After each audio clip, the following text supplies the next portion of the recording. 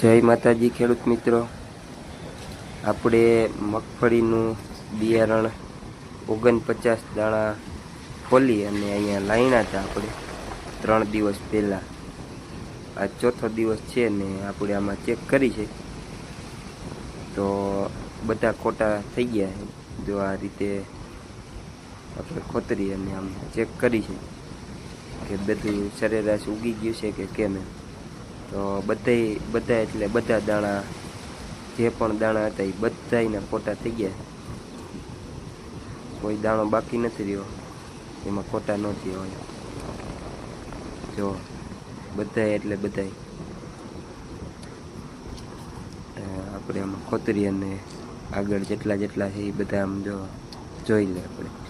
જો બધા એટલે બધાયમાં ખોટા થઈ ગયા. જો આ રીતે